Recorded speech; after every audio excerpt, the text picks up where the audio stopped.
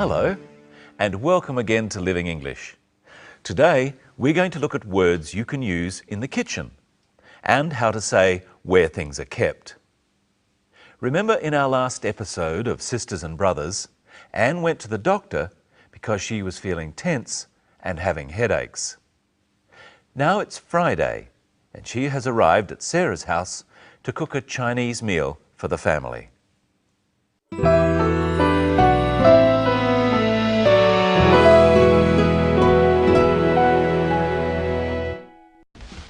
You feeling better now? Yes.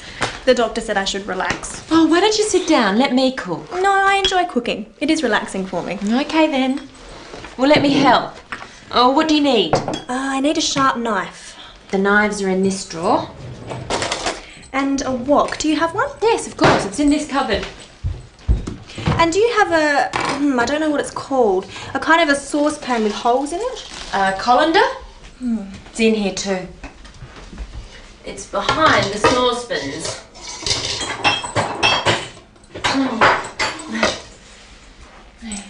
And I'll need a bowl. Large or small? Big enough to hold these prawns. Oh, yum. Prawns. I love prawns. How about this one? No, that's too big. I don't need one as big as that. This one? That's perfect. Okay, I'm ready. Let's start off today by revising some phrases we've looked at before on Living English. First, Sarah asks Anne a question. Are you feeling better now? Sarah is worried about Anne. She is showing her concern because she knows Anne was not feeling well. Try saying, "Are you feeling better now?" with Sarah. Are you feeling better now? Sarah wants to know if Anne is feeling better than she was feeling before. That is, not as bad as she was feeling before. Anne tells Sarah what the doctor told her to do. Yes, the doctor said I should relax. She is reporting what the doctor said. So she says, "The doctor said." The doctor told her to relax. So she says, "The doctor said I should relax." Repeat this with Anne now. Yes. Yes, the doctor said I should relax. Everyone is giving Anne advice. Sarah makes a suggestion too. Listen. Oh, why don't you sit down? Let me cook. Sarah suggests that Anne should sit down. She says, "Why don't you sit down?" We've looked at this phrase before. Try saying it with Sarah. "Why don't you sit down?" Oh, why don't you sit down? Let me cook. You can also use he or she, but when you do, you must say doesn't and not don't. Let's try some more. He. Be more careful. Why doesn't he be more careful? She. Let me help. Why doesn't she let me help? If someone asks you, "Why don't you do something?" they don't really want to know why you don't do it. They are suggesting that you do it. But be careful. "Why don't you?" can also be said rudely. Why don't you stop talking? Oh, okay. Oh, I'm sorry. That was rude. Well, yes, it was, Michelle. Why don't you say hello to our viewers? Hello, everyone. Did you hear how I said it? Why don't you stop talking? When you use "why don't you" to make a suggestion, make sure that you sound friendly and helpful, not angry. Why don't you tell our viewers what else we're going to do today?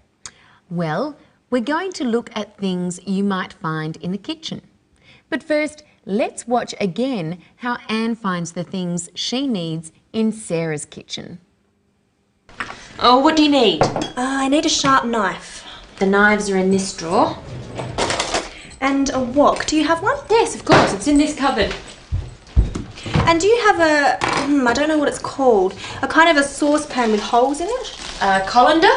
It's in here too. It's behind the saucepans.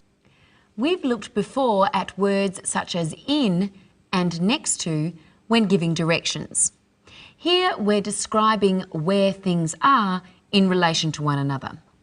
So Brenton, we have some common kitchen items here. We have a plate, a bowl and a cup. Can you tell me where they are using the words next to, behind and in front of? You help me first. Where's the cup? The cup is next to the bowl. Where's the plate? The plate is behind the bowl. And where's the bowl? The bowl is in front of the plate. Now let's look again at Anne describing something she doesn't know the name of. And do you have a, I don't know what it's called, a kind of a saucepan with holes in it? So Brenton, I have a game for you. Well, why don't you tell me what to do? First, look at all these objects here and tell our viewers what they are. What is this called? It's a knife. What do you call these? They're chopsticks. What is this called? It's a sponge. What do you call this? It's a grater. Okay, now we'll put the objects in this bag.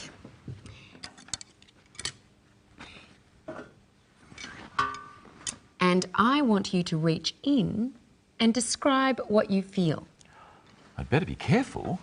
And at home, see if you can guess which object Brenton is describing. What's the first one? Well, it's long and thin.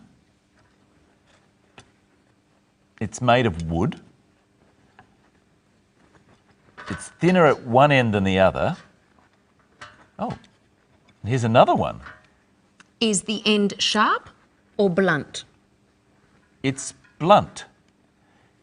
It's chopsticks. What's next? Well, it's long. Oh, and has a point at one end. It has a sharp edge and a wooden handle. Yes, the handle is made of wood, I think. What is it? It's the knife. Are you all right? Oh, I think so. The next one is soft and bends. I can squeeze it. Which object is it? It's the sponge. Well done. Last one. It's made of metal. It has flat sides. The sides are very rough. You know what this is. It's the grater. So you can describe things by saying what they're made of.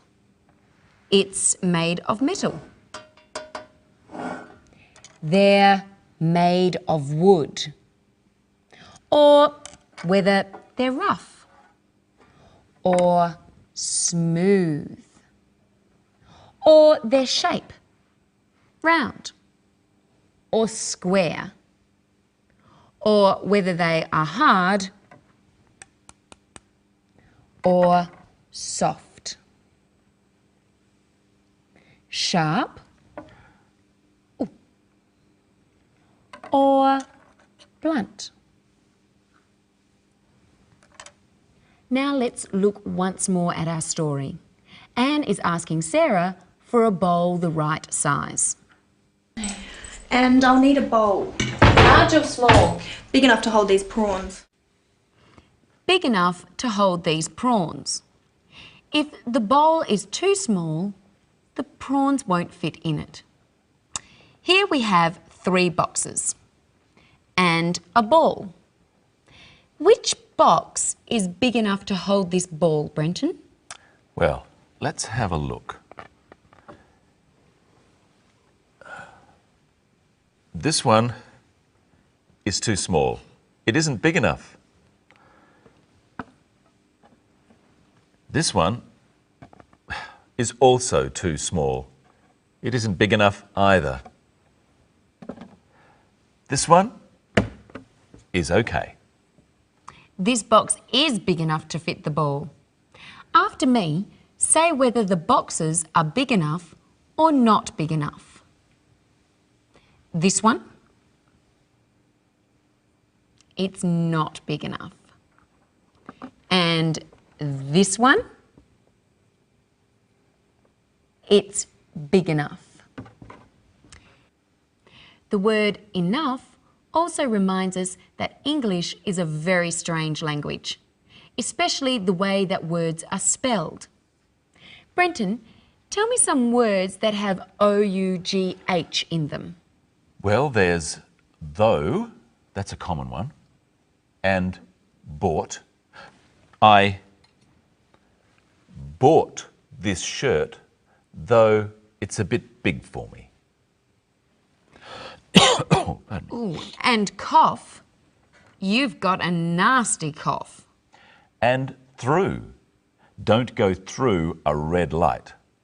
That's enough now. Oh, but there's more. I haven't been thorough. In English, we have to be careful because the way words are spelled doesn't always tell us how to pronounce them. Let's see one more part of our story for another useful expression. How about this one? No, that's too big. I don't need one as big as that. Anne says, I don't need one as big as that. What does she mean? She means that the bowl is too big. We use the word as twice with an adjective in between, as big as, when comparing things. She doesn't need a bowl that size. She needs a smaller one. So if we look at our boxes again, here's the small ball and the big box. I could say, I don't need a box as big as that for this ball. What else could we compare using as? Well, let's stand up. Brenton is taller than me. So Michelle is not as tall as me. But as we've seen before on Living English, Brenton is not as beautiful as me. Says you. And that's all we've got time for today. We'll see you next time when we look at giving instructions.